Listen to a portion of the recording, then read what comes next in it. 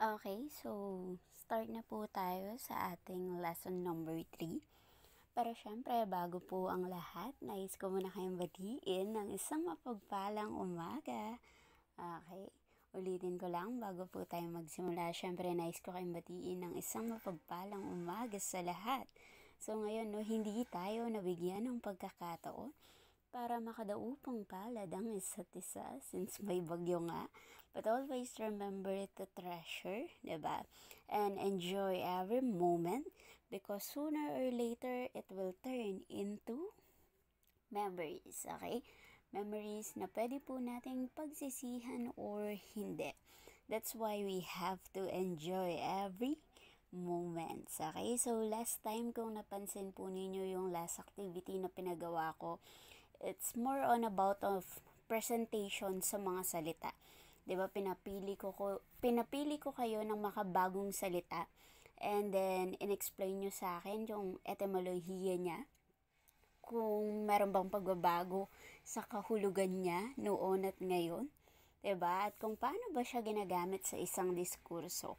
Kaya nga, pansinin ninyo, no? Same with the activity number 1 sa loob, diba, na ginawa ni Jess Santiago. Doon nakikita natin, no, na isa talaga sa katangian ng wika ay makapangyarihan at dynamico.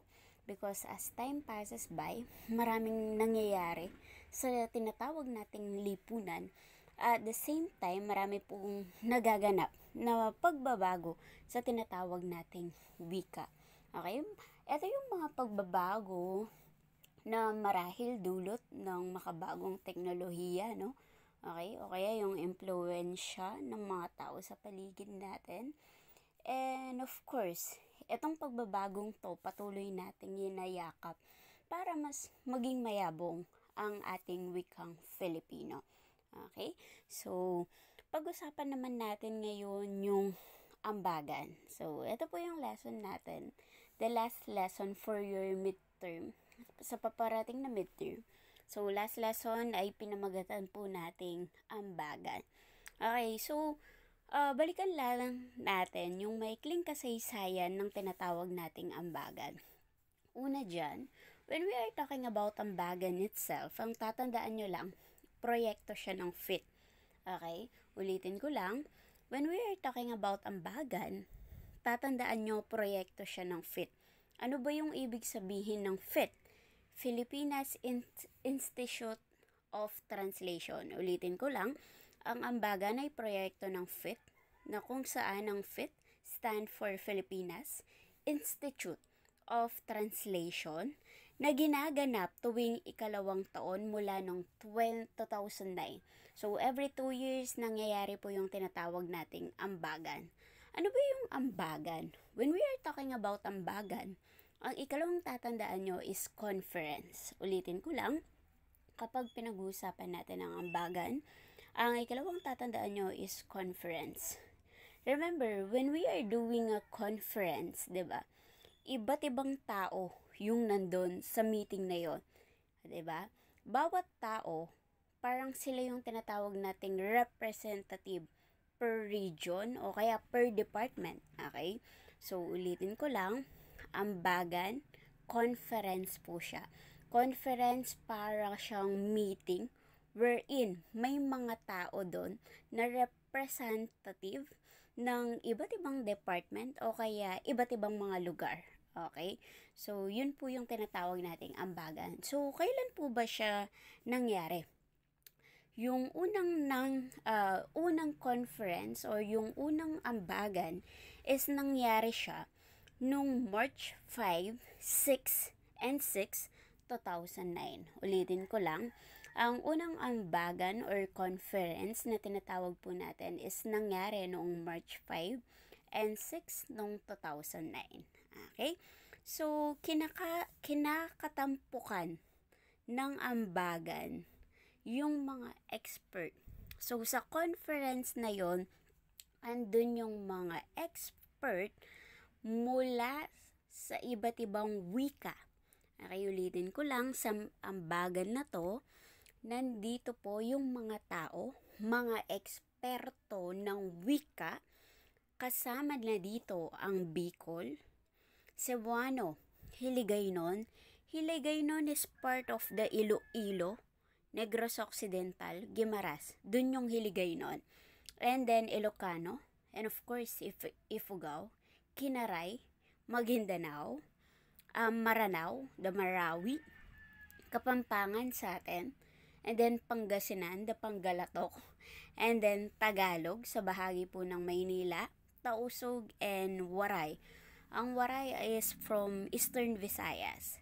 So, sa conference or sa ambagan, eto yung mga nandyan. Ayan yung mga tao na nandyan na expert sa wika na nabanggit. Okay? So far, maliwanag po ba tayo doon? Okay, so far so good. So ulitin ko lang, sa ambagan, merong mga tao na eksperto sa iba't ibang wika. Okay?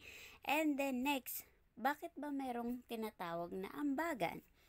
Kasi kinikilala po nila yung Artikulo 14, Section 6 na nagsasaad na ang pambansang wika ng Pilipinas ay Filipino. Ulitin ko lang po, 'di ba? Pambansa, from the word itself, pambansa. Ibig sabihin, nasa Pilipinas ka na. At nakasaad po yan sa Artikulo 14, Section 6 na nagsasabi na Filipino ang pambansang wika po natin. And of course, part of that, kailangan daw natin pagyamanin at pagyabungin ang wikang Filipino. Ulitin ko lang po, bahagi po ng nakasaad sa Artikulo 14, Section 6 na kailangan daw nating pagyamanin at pagyabungin ang tinatawag nating wikang Filipino, kasama na rin ang ibang wika sa Pilipinas. Okay? So, dapat every now and then, ini-improve natin sila, pinagyayaman, patuloy na ginagamit. Hindi lang po yung wikang Tagalog, bagkus yung iba't ibang wika na umiiral sa buong Pilipinas. Okay? And then next, ito yung nagpapanukala or nag-strategy nila sa pagpapayaman ng wikang Filipino. So, bakit ba nila ginagawa yung tinatawag nating ambagan or conference? Kasi gusto nilang maging mayaman ang wikang Filipino. Bakit po ba? Kasi ito yung paghalaw ng mga salita mula sa mga bokabularyo ng iba't ibang wika sa Pilipinas. Okay? Na kung saan, ito yung mga salitang pag-uusapan doon, pwede silang ilahok sa tinatawag nating corpus ng wikang pambansa. When we are talking about corpus ng wikang pambansa, ito yung mga salita na under sa Filipino po talaga. Okay, ulitin ko lang po. Ito yung listahan ng mga salita sa wikang Filipino. So, dito sa conference na ambagan, so dito pinag-uusapan yung mga salita na pwede nilang idagdag dun sa tinatawag nating corpus ng wikang pambansa, na kung saan hindi lang nilalahok dito yung Tagalog. Andyan din yung mga tinatawag natin kanina, yung nabanggit natin, Bicolano, 'di ba? The Pangasinan, the Kankanay, the Waray, 'di ba? The Maranao. So, pwede yung mga words nila na i-add sa tinatawag po nating corpus ng wikang pambansa. Kasi sabi nga sa Artikulo 14, Section 6, hindi lang daw sa pagpapayaman ng Tagalog or sa Filipino, kailangan din natin pagyamanin yung iba't ibang wika na umiiral daw po sa Pilipinas. Okay? So far, maliwanag na tayo dito. Next naman tayo. Ano ba yung papel ng tinatawag nating ambagan sa pagpapalawak ng wikang pambansa? Okay, una dyan, kamukha ng sawikaan. Remember sawikaan, di ba? Ito yung kakaibang paraan ng pagdiriwang ng buwan ng wika. Kumbaga, binibigyan ng twist kung paano ba natin isa-celebrate pa ang buwan ng wika sa pamamagitan ng pag-iimbento, okay, ng mga salita ng taon, di ba? So, dito, kamukha daw ng sawikaan.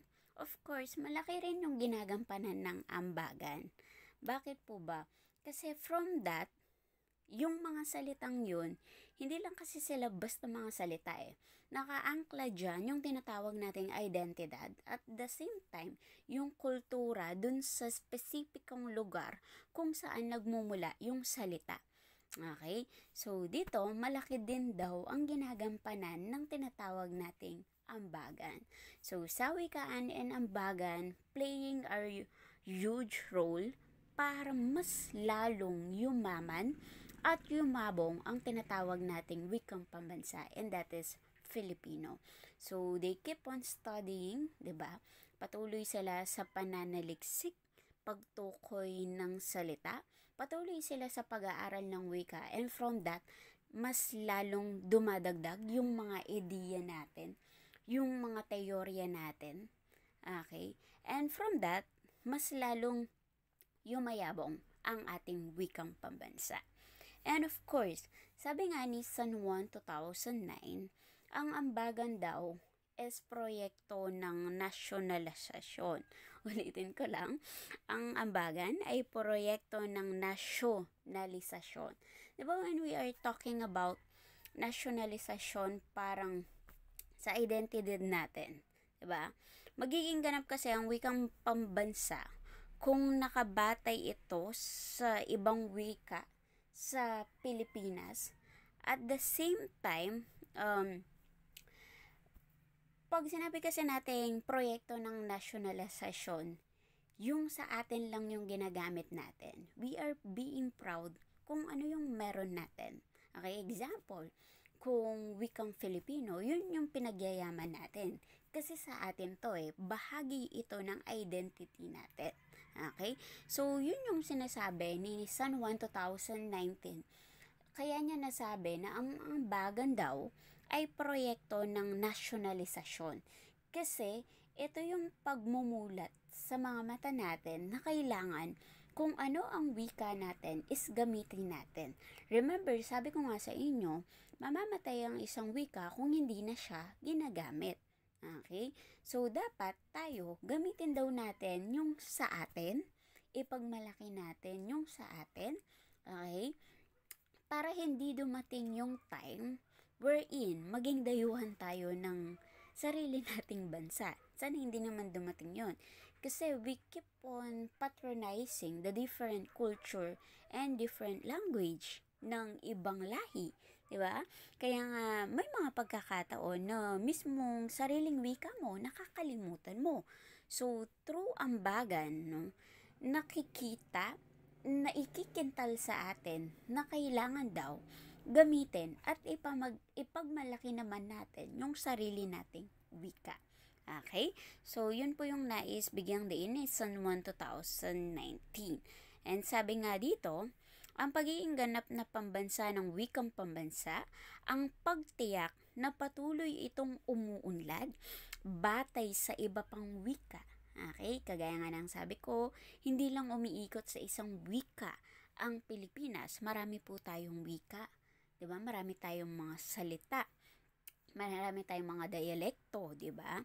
Na maaring makatulong para mas yumabong yung tinatawag nating wikang pambansa. So, kailangan daw natin ang mga yan. Okay? And then next, we have the pamantayan sa pagpili ng lalahok sa mga ambagan. Okay? Remember, sa meeting, we have this criteria para mapabilang ka. Diba? Kasi hindi pwedeng, uy, pinapatawag ka sa meeting. Hindi naman pwedeng ganon. Basta-basta lang, di ba? Minsan you have the responsibility kung bakit ka pinapatawag. Meron kang alam dun sa meeting na yon. So, same with the ambagan. So, para makalahok ka sa isang conference, una, pagpasa muna ng abstract na hindi lalabis sa 300 na salita. Okay? So, sabi ko nga, sa ambagan kasi dito pinag-uusapan yung mga salita na idadagdag sa tinatawag nating corpus ng wikang pambansa. So, dito kailangan nagkaroon muna ng malalim na pananaliksik ang magpapahayag ng salita na kung saan kailangan niya munang magpasa ng isang abstract. 'Di ba sa research, paggawa ng isang tikhay, pananaliksik, Diba, lagi we have the abstract. And the abstract, nagsasabi yun kung bakit siya pinag-aaralan. Ano yung halaga niya? Ano yung impact niya? Diba? So, kailangan dito, magpasa muna siya ng abstract. And then, yung abstract na yon hindi lalabis sa 300 na salita. And then next, kailangan maghanay ang mananaliksik ng mga salitang may natatanging kahulugan sa kultura at kasaysayan ng pinagmulang etnolinguistikong pangkat. Okay? So, dito, kailangan kapag pinili mo yung salita, hindi lang siya basta salita na walang koneksyon, ha? Kumare, naisip mo lang, ay, ngani na lang, yun na lang yung ipapresent ko. No, hindi po ganon. Okay? So, dito, bago mo ipresent yung salitang yun, kailangan nakabatay po siya sa tinatawag nating kultura at kasaysayan. Okay? Para naman at least, 'di ba, meaningful siya, may pinagmulan talaga siya. Hindi lang siya basta pinili. Okay? So, yun yung ikalawang pamantayan. Kailangan may natatanging kahulugan siya, halaga siya sa kultura at sa tinatawag po nating kasaysayan. Remember, magkakaangkla kasi ang mga yan. Wika, kultura, lipunan, 'di ba? Kasi through lipunan, nasasalamin ang tinatawag nating kasaysayan. 'Di ba? Because of the different panitikan na meron po tayo. Tama? The panitikang oral at saka mga panitikang nasusulat. Kaya nga, because of that, nalaman natin kung ano ba yung nangyari sa kasaysayan. Ulitin ko lang, wika, kultura, lipunan, magkakaugnay po yan. Okay? Next po tayo. Sa ikatlong pamantayan, kailangan may palawanag ang metodong gagamitin sa pangangalap, sa pagpapakahulugan at pagbibigay ng halimbawang gamit sa pangungusap o karaniwang pag-uusap. So, kamukha nung pinagawa ko sa inyo, kung mapapansin ninyo, 'di ba? Pinakalap ko kayo kung ano ba yung meaning niya, ano ba yung pagpapakahulugan niya, baka naman meron siyang meaning noon at ngayon. Tinitingnan kasi natin yung lalim ng salita. Okay? And then next, paano ba siya ginagamit sa tinatawag nating diskurso o usapan? So, kailangan ding ipakita yon. Okay? And then next, sa ikatlo, or last pala, ikaapat na pamantayan, kailangan ding mapangatwiranan kung bakit mahalaga na maging bahagi ng korpus ng pambansang wika ang mga salitang ito. Okay? So, kamukha ng sinabi ko nung last discussion natin, same with the salita ng taon, 'di ba? Bakit ba sila kailangan maging salita ng taon? Bakit mahalaga na meron silang or bakit mahalaga na mapili sila bilang salita ng taon? 'Di ba? So, dito, same lang. Kailangan ipakita, sabihin, okay, at makita din natin kung bakit mahalaga na isama yung salitang napili natin dun sa tinatawag nating corpus ng wikang pambansa. Same with the dictionary na ginagamit natin, 'di ba? Kasi yung mga salita sa dictionary, hindi lang sila basta-basta nilagay diyan. 'Di ba? Merong pinagmumula ng mga 'yan. Merong dahilan kung bakit sila inad or dinagdag sa tinatawag nating corpus ng wikang pambansa. Ulitin ko lang, corpus ng wikang pambansa, wag papalito. Ito yung listahan ng mga salita na ginagamit or under sa wikang Filipino. Okay? So, yun yung apat na pamantayan natin. So far, maliwanag po ba? Naiintindihan nyo ba? Medyo madugulang siya kasi kung hindi ka masyadong maalam sa tinatawag nating wikang Filipino, malilito ka talaga. Okay? So, ano lang dito, gumagawa na ako ng way kung paano siya papadelayan. So, yan po yung apat na pamantayan sa pagpili ng lalahok or lahok sa ambagan or yung tinatawag nating conference. Okay, next naman, eto meron ako dito ng halimbawa ng mga lumahok sa tinatawag nating ambagan. So, the first one we have Kles. si Kles Rambaud at Ariel Tabag. So, ang present nila ay mula sa salitang Iloco, na kung saan dito, ayon sa kanila, tiyak na makikita ng terminong Iloco na hindi tuwirang maisalin o mabigyan ng eksaktong kahulugan sa wikang Tagalog kahit hindi naman nagkakalayo ang mga kultura na to. Kasi may mga pagkakataon wherein may mga salita na mahirap silang isalin sa atin, kung kaya tinitingnan natin kung nagkakalayo ba yung tinatawag nating kultura. Pero kung hindi naman, so pwede naman siyang i-consider. So dito, yung tatlong pinresenta ni Kles at Ariel ay mula sa salitang Iloco. Okay, so una dyan, we have the Cabus. Sabi nila, when we are talking about Cabus, ito daw yung kabilugan ng buwan. So, pag nakita mong bilog ang buwan, Cabus pala yon sa Iloco. Next, we have Murmuray. Yung murmuray, panunumbalik sa normal na sentidong pagkagising. Kapag ka parang nahimasmasan ka, murmuray. Okay. And of course, last but not the least, sa salitang Iloco, we have Kibin. When we are talking about Kibin, maghawak-hawak kamay habang naglalakad. So, yun yung tawag doon. Next, nag-present din si Lucena Samson. Yung ipanresent niya sa ambagan is from us, wikang Kapampangan. Una dyan is manokluan. Sabi niya, pag sinabing manokluan, datang squatter. Next, we have tangi.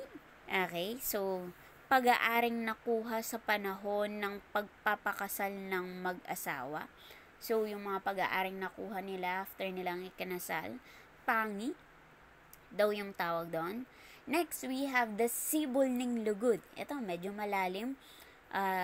Ibig sabihin daw, walang hanggang pagmamahal. So, kilala kasi tayong mga Kapampangan sa pagkakaroon o sa pagiging labis na mapagmahal. So, ang tawag para doon, sibol ng lugod. So, yan yung ipinresenta ni Lucena Samson under wikang Kapampangan. And then next, we have Christian Cordero.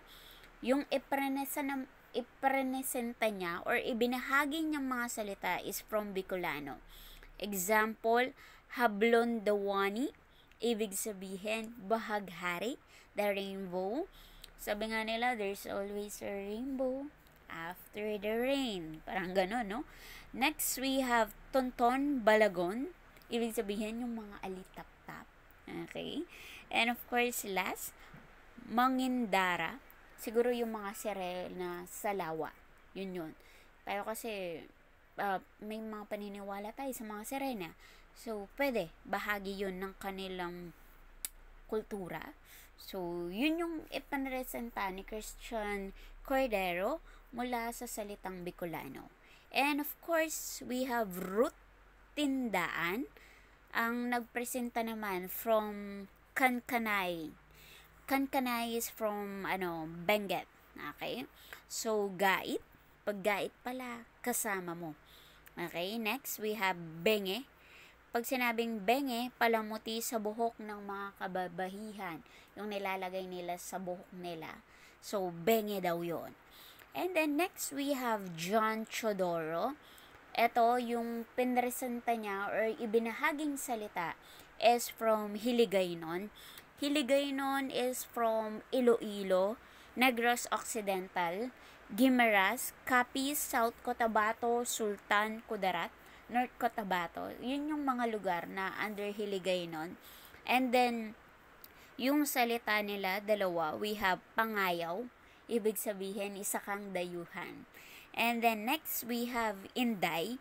Inday, pwede siyang pantawag sa mahal mo sa buhay na babae, tulad ng kapatid, asawa, anak, pamangkin, at kahit na malayong kamag-anak. So, pwede mo po siyang tawaging Inday from Salitang Hiligaynon by John Chodoro. And of course, last but not the least, ang mga lahok mula sa Tagalog, Laguna. Ang Tagalog kasi marami na siyang version . 'Diba? We have Tagalog Kapampangan, Tagalog Laguna. So, iba-iba na yung tinatawag nating variety na meron ang Tagalog. Kaya nga 'di ba sabi nila, merong variety ang wika, ibig sabihin iba-iba yung klase niya, 'di ba?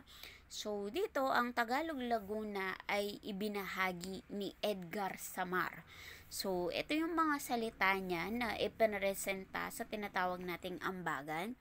So dito we have kinis. Pag kinis, magkasabay na pamumutla at pamamawis. Pag namumutla ka tas pinagpapawisan ka, kinikinis ka, don't worry. Okay, next, we have waswas. So, waswas is ubos na ubos. Waswas na. Walang wala ka na. Arang ganon. And of course, last, we have himpil. Paghuhugas ng pinggan. So, ako'y naghihimpil, ibig sabihin ako'y naghuhugas ng pinggan. Okay, so ganun pala yun, no?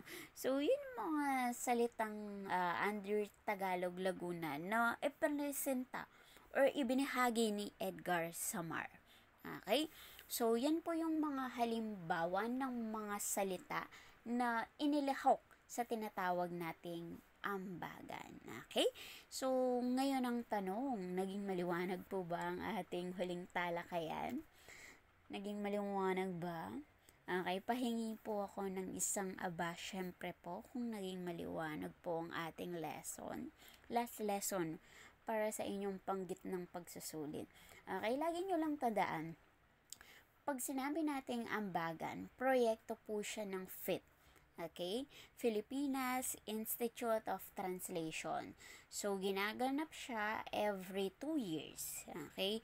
Nag-start siya noong 2009.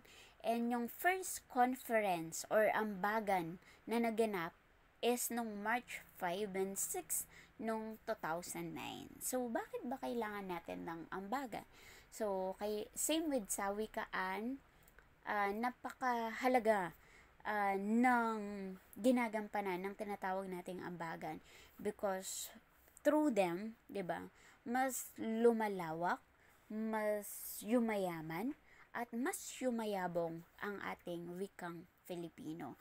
Dahil sabi nga nila, 'di ba, tayo ay Pilipino, marapat lang na ipagmalaki natin, payabungin natin at gamitin natin ang ating wikang Filipino.